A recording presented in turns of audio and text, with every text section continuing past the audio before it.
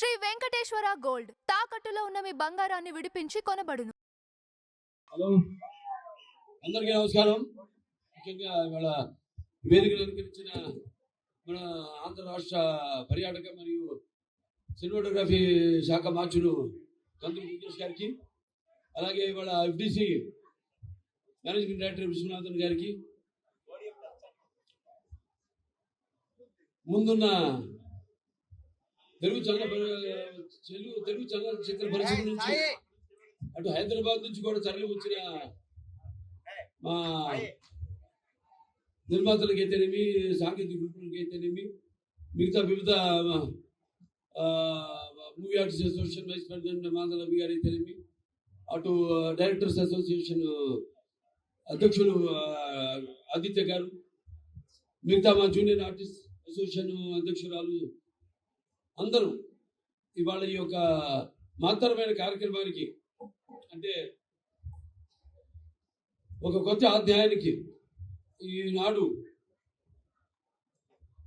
అందరూ ఇందులో భాగస్వాములు కావడానికి సమిధిలా ఇక్కడికి విచ్చేసిన ప్రతి ఒక్కరికి, అలాగే నా పాత్రికేయ సోదరులందరూ కూడా, ప్రింట్ అండ్ ఎలక్ట్రానిక్ మీడియా వారందరూ కూడా నా హృదయపూర్వక ఆహ్వానం పలుకుతున్నాను. ఇవాళ చాలా సుదినం. అంటే చెప్పారు 1975లో ముందుగా ఈ ఫిల్మ్ డెవలప్మెంట్ కార్పొరేషన్ అనేది అవిభక్త ఆంధ్ర రాష్ట్రంగా ఉన్నప్పుడు ప్రారంభమైందని.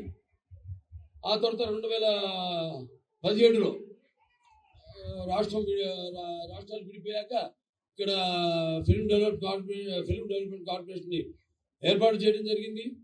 దానికి అప్పుడు అంబికా కృష్ణ గారు ఆయన దానికి చైర్మన్గా ఉండడం జరిగింది.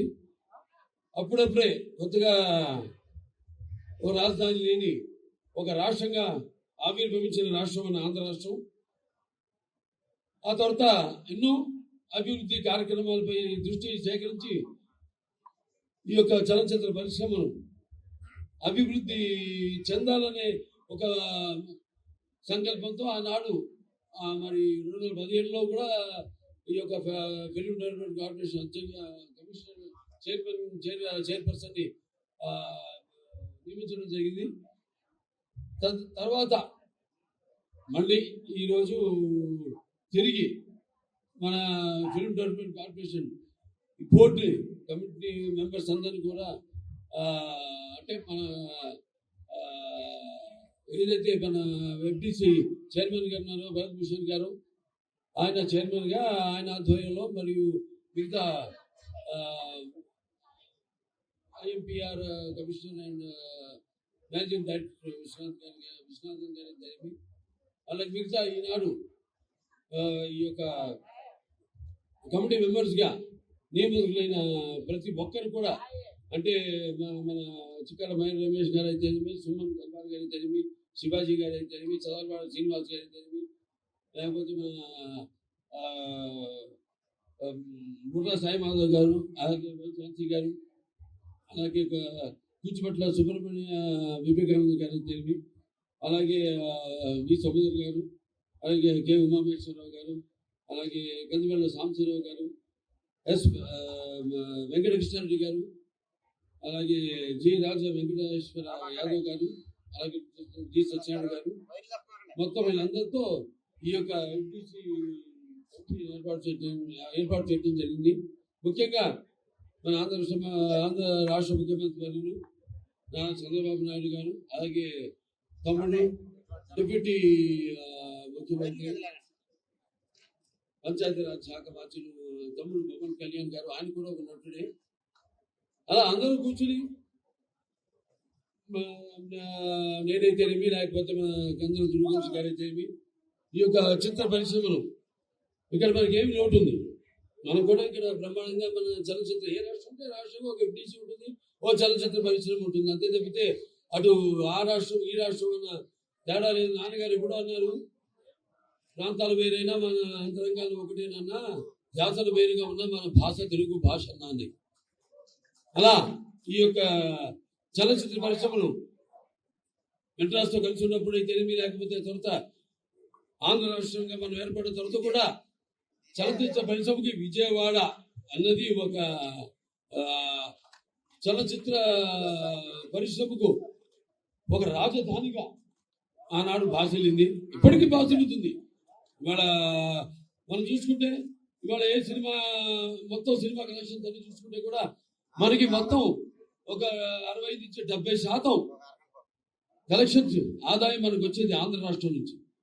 ఇవాళ సినిమా చరిత్ర అవి విడిపోయిన తర్వాత కూడా రాష్ట్రాలు అవి ఇవాళ మన చలనచిత్ర పరిశ్రమకు ఏ చిత్రానికైనా మనకు వచ్చేది ఒక 70% కలెక్షన్స్ మన ఆంధ్ర రాష్ట్రం నుంచి. సరే, అది పక్కన పెడితే ఇప్పుడు ఇవాళ చలనచిత్ర పరిశ్రమను ఇక్కడ అభివృద్ధి చేయవలసిన అవసరం ముఖ్యంగా ఎంతో మంది ఉన్నారు ఇక్కడ.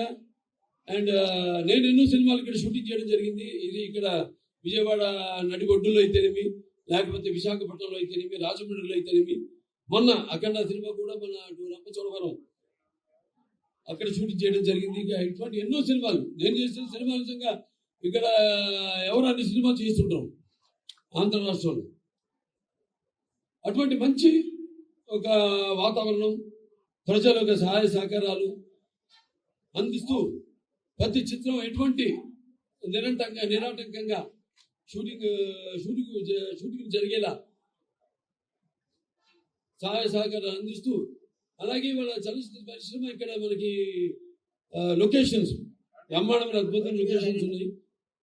ఇటు మనం ఇక్కడ చూసుకుంటే మన ఇదిగో మన కృష్ణానది ఒడ్డున అటు కనకదుర్గమ్మ, ఇంద్రకీలాద్రి కనకదుర్గమ్మ ఆశీస్సులతో ఇవాళ ఈ కార్యక్రమం ఇక్కడ జరుపుకోవడం, అలాగే అటు విశాఖపట్నంకి అయితేనేమో అక్కడ మంచి అందమైన అక్కడ సముద్రం అయితేనేమి, లేకపోతే అరకు వ్యాలీ అయితేనేమి, అటు నుంచి రాజమండ్రికి వెళ్ళాలన్నా అటు రాజమండ్రిలో అక్కడ ఆ వాతావరణం ఏదైతే మన సినిమా రకరకాల నేపథ్యాలు మనం తీస్తూ ఉంటాం.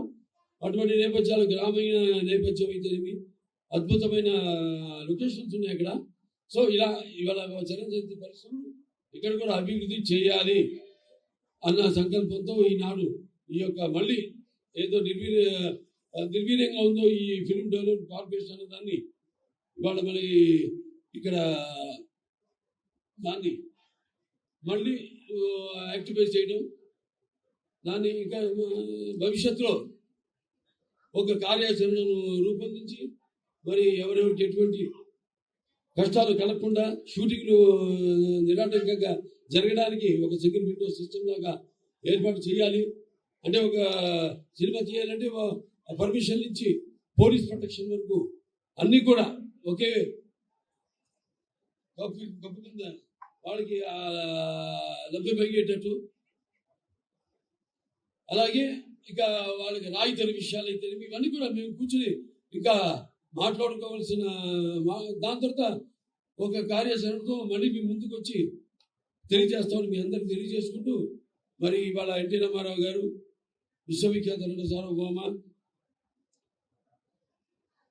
కళాప్రపూర్ణ, అలాగే తెలుగుదేశం పార్టీ వ్యవస్థాపకులు